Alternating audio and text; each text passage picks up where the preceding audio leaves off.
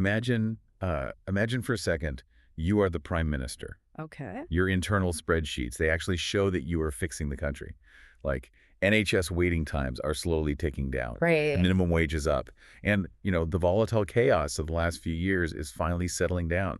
So why, despite all of that objective data, is your entire government going to spectacularly collapse in the next 24 hours?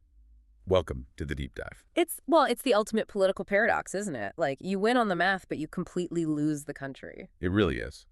And today is Wednesday, May 13th, 2026. And if you've so much as glanced at a screen today, you know the UK government under Keir Starmer is in the middle of a catastrophic leadership crisis. Yeah, it's unraveling at a speed that feels almost impossible. Exactly. But instead of getting bogged down in the normal Westminster gossip, who is stabbing who in which tea room, we are taking a completely different approach based on the source material you, our listener, brought us today. Which is this remarkably dense, highly analytical article published in the Global Review by Dr. Farid Novin. Right. He really doesn't care about the political drama.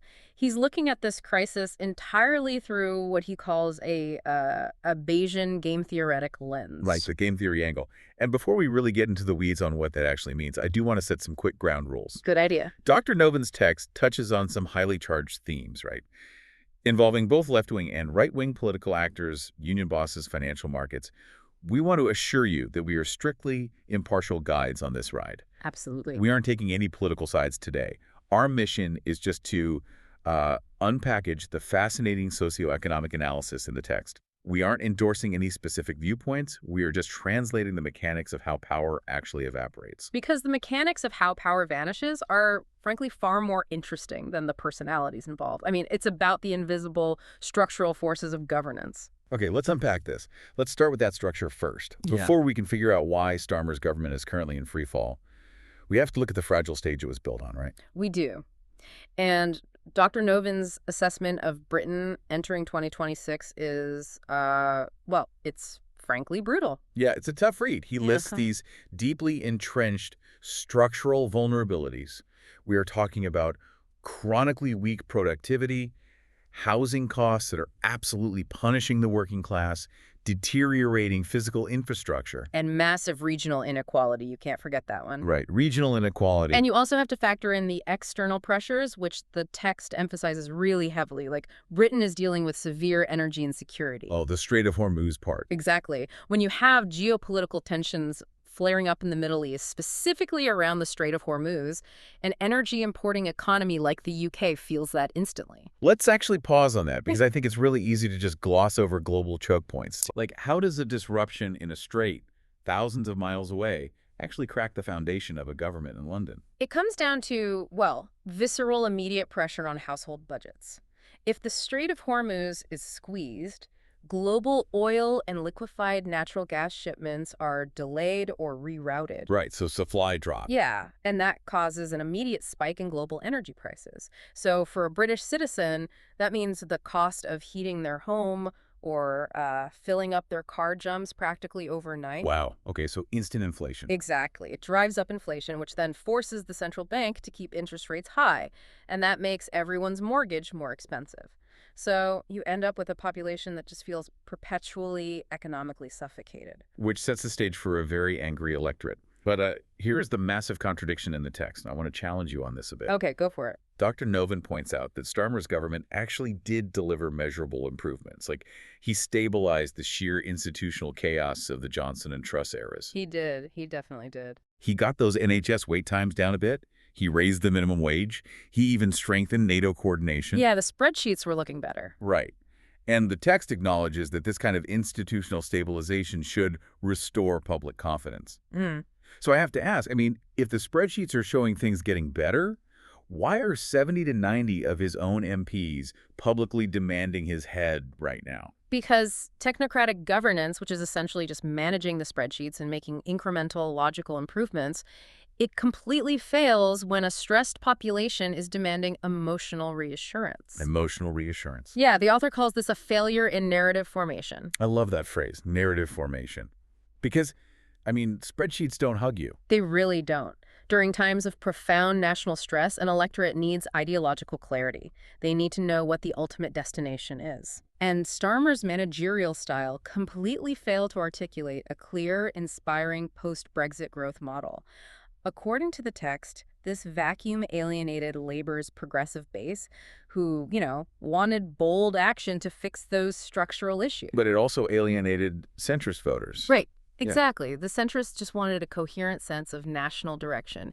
He was a manager when the country really needed a storyteller. And because he lacked that narrative armor, he became incredibly vulnerable to the core concept of this entire article, which is belief updating. Yes, the Bayesian game theory. Right. This is the Bayesian game theory Dr. Novin is talking about. And when I was reading this, I kept trying to find a way to visualize it for you listening, and I realized it's basically a bank run, but for political capital. Oh, that's a great way to put it. Think about it. You don't pull your life savings out of a bank because you personally audited their ledger and mathematically proved they are insolvent. No, of course not. You pull your money out because you look out your window and see a line of your neighbors wrapped around the block waiting to pull their money out. You update your beliefs based entirely on the panic of others. Okay, yes. That is the perfect colloquial explanation of a Bayesian coordination game. And honestly, the math behind this is just thrilling once you see it in action. Right. In a Bayesian model, individuals have a prior belief. Say, an MP believes there's a 70% chance Starmer survives the year. But then new evidence is introduced. Okay. So they have to update that prior belief to form a posterior belief. The wild part, the part that drives this nonlinear collapse, is the recursive loop. Wait, slow down. A recursive loop. Explain how that works on the ground in Parliament. Well, these actors, the MPs, the union bosses, the financial markets, none of them possess complete information.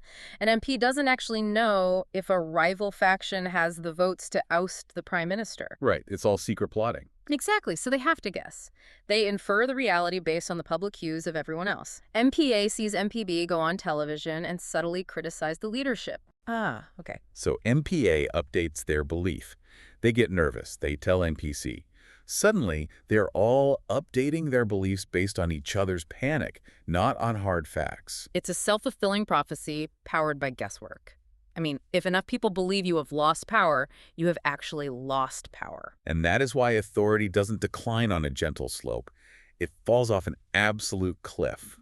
Once that elite consensus fractures, the recursive panic just takes over. The author maps this out by showing how the current crisis didn't just happen all at once either. It was a cascade of this belief updating. The 4 phases. Right. First, you had the electoral shock. Labor took severe losses in local and devolved elections. That was the new evidence, the initial spark that proved the public was angry. And if we follow the Bayesian logic, who updates their beliefs first? The politicians who were terrified of losing their jobs. Exactly. That triggered the elite defection. Yeah. Suddenly, you have 70 to 90 MPs and ministers publicly questioning Starmer's leadership. They saw the election results, got spooked, and signaled their lack of confidence, which acts as the new evidence for the next group in the chain, the affiliated unions. Right. The unions see the MPs panicking, so they start hinting that Starmer won't be the one to lead them into the next general election. And we have to remember, in UK labor politics, the unions are the structural foundation. They really are. They provide the funding and the grassroots organization. Yeah. So if they walk, the floor literally drops out from under the party. So if the unions step back and the political flow drops, I mean, who is standing underneath watching all of this? The bond markets. The bond markets. And that is the final devastating trigger in Dr. Novin's sequence, market confirmation. We absolutely need to dive into the bond markets here, because reading this text completely changed how I view international finance. It's eye-opening. It really is. The markets are no longer passive observers sitting in the balcony, quietly taking notes on the economy. They are active, strategic players, aggressively shaping the political reality. Yes, very active. The text notes that 10-year gilt yields, which is basically the interest rate the UK government pays to borrow money, have surged above 5%. That's the highest since the 2008 financial crisis. Let's break down why that 5% number is so terrifying for a government. When gilt yields spike, the cost of servicing the national debt skyrockets. Right, the interest payments. We are talking about Billions of pounds that suddenly have to be diverted away from hospitals, schools, and infrastructure just to pay the interest on the national credit card. Wow. It acts as an immediate physical constraint on what the state is legally capable of doing. I was trying to conceptualize this market constraint, and it reminds me of a structural load-bearing wall in a house you were trying to renovate. Oh, I like that. Like, you are the prime minister, you bought the house, you can paint the walls red, you can paint them blue, you can change the carpets, you can debate ideology all day long. But the second you try to knock out the load-bearing pillar of fiscal orthodoxy, the second you try to borrow massively to fund new programs, the bond markets collapse the entire roof on your head. That is a brilliant way to put it. And the text points out that the UK specifically has severe trauma regarding that load-bearing wall. The Liz Truss era. Yes. Dr. Novin calls it the Liz Truss constraint. The memory of her 2022 mini-budget, which, proposed massive unfunded tax cuts and caused the bond markets to absolutely melt down, it's still fresh. Very fresh. It created this hypervigilance among investors. They are essentially daring any UK politician to try it again. Wait, but think about what that means for whoever comes next. If the bond market is essentially dictating the limits of government action, what happens if a new, heavily left-leaning prime minister takes over? Okay. Let's say they want to aggressively borrow to fix the crumbling infrastructure and the housing crisis we talked about earlier. Can they even do it? No. They are completely trapped by the math. High borrowing costs and the persistent risk of inflation severely limit any capacity for economic stimulus. So ideology doesn't even matter. It doesn't matter how progressive or ambitious their ideology is, really. If the bond markets demand a 5% yield, the state's capacity to build and invest is just paralyzed. Just so the domestic house is paralyzed. But how does this bleed out into the rest of the world? I know you listening, you're probably wondering, if you don't live in the UK, why does a Westminster political crisis matter to the broader global map? Because domestic volatility fundamentally undermines international alliance coherence. Dr. Novin outlines the geostrategic consequences, and they are significant. Yeah, the text highlighted NATO a lot. Exactly. Britain is a cornerstone of NATO's deterrence architecture. The text specifically highlights their crucial roles in global intelligence sharing, naval power projection, and coordinating international sanctions. But I want to push on the mechanics of that. I mean, does a change in prime minister really stop a British submarine from deploying today? Does it stop MI6 from gathering intelligence? It doesn't stop the submarine tomorrow, no, but it destroys the ability to plan for the submarine 3 years from now. Oh, I see. Long-term strategic alliances require trust that a government can follow through on its commitments. If you are a NATO ally, or say the United States, negotiating a complex multi-year trade agreement, how much sensitive information are you going to share with a British prime minister who might be ousted next week by a bond market panic? You wouldn't. You'd hold back. You start hedging your bets, you share less intelligence, you delay trade deals. The text notes this instability drastically diminishes the UK's influence in the Middle East and the Indo-Pacific. They stop being a driver of global policy and become, well, a liability. Okay, so knowing all of these incredibly tight constraints, the angry electorate demanding a narrative, the load-bearing wall of the bond markets, the global alliances hanging in the balance, how does this specific Bayesian game actually end? Like, who actually takes over? Dr. Novin outlines a couple of potential successors, and they really represent the impossible trap the Labour Party is in right now. You have Wes Streeting and Andy Burnham. Let's start with Streeting. The text describes him as highly media effective and, crucially, fiscally orthodox. Right. So he is the guy who promises not to touch the load-bearing wall. The bond markets would probably love him. The yields would drop. They would. But the author warns that elevating him could trigger a massive factional war within Labour. The progressive base would completely rebel against the austerity. Exactly. So then you look at the alternative, Andy Burnham. Okay. The text points out he has intense regional legitimacy and genuine populist appeal. He is the guy who could actually reconnect the party with those working-class voters who are suffering from the housing and productivity crises. He has the narrative. Yes, he could provide that missing narrative. But the markets. The markets. If Burnham tries to pursue expansionary fiscal policy, if he tries to spend the money required to actually deliver on that populist narrative, the bond markets might panic. And the yields spike again. Yields spike, the currency drops, and moderate MPs within his own party would instantly resist the ideological shift. It is a complete catch-22. So what is the author's prediction here? What is the most probable pathway out of this mess? Dr. Novin expects a very specific sequence based on how these factions are currently signaling each other. First, he predicts short-term resistance from Starmer. He will try to dig in and ride out the storm. But going back to our bank run analogy, Yeah. digging in while the line outside the bank is getting longer, that just accelerates the panic, right? The elite defections will just multiply. Yes, the math catches up with him. The escalating defections will eventually force a negotiated transition.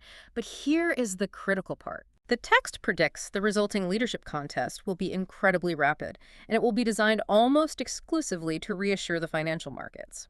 Regardless of who wins, Dr. Novin expects continued fiscal orthodoxy. And reading that, well, I couldn't help but feel a profound sense of tragedy in that equilibrium. How so? Just look at what that pathway actually achieves. A rapid contest to soothe the markets stops the immediate bleeding. It lowers the gilt yields. It temporarily reassures NATO. Right. But it does absolutely nothing to fix the structural rot we listed in the first 5 minutes of this deep dive. It is the literal definition of a Pyrrhic victory. You survive the week, but the country continues to stagnate. Yeah. The weak productivity, the housing shortage, the regional inequality, all of it just sits there festering because the government has zero fiscal room to maneuver. The central question the text poses is no longer about Starmer's survival. It's whether Britain can restore its political credibility before fiscal constraints, geopolitical threats, and rising populist anger inevitably combine to create an even larger governance crisis. Looking at politics through this game-theoretic lens completely strips away the illusion of control, doesn't it? It really does. It shows you the cold machinery underneath. It's not about grand policy visions or charismatic debates. It is about perception, signaling, and the terrifyingly fragile nature of authority. It forces you to realize that in modern governance, perception isn't just an abstract political problem. Perception dictates reality. It is the literal binding constraint on what a country can do. Which leads me to a final thought I really want to leave you with today. We spent this entire time talking about politicians trapped by the math of bond yields and market panics. Yeah. If the fate of a domestic government and the limits of what they are allowed to build, spend, or fix are ultimately dictated by the automated reactions of global financial markets, does that mean the era of the ideological politician is completely dead? That's a huge question. Are we entering an age where algorithms, risk models, and bond yields will effectively bypass the ballot box entirely to become the actual heads of state? That is a chilling but incredibly necessary question to ask as we watch this all unfold. It's definitely something for you to mull over the next time you see a breaking news alert about a leadership crisis. Thank you so much for bringing such an intellectually rich and deeply timely stack of sources to us today. We absolutely love taking these deep dives with you, and we'll catch you next time.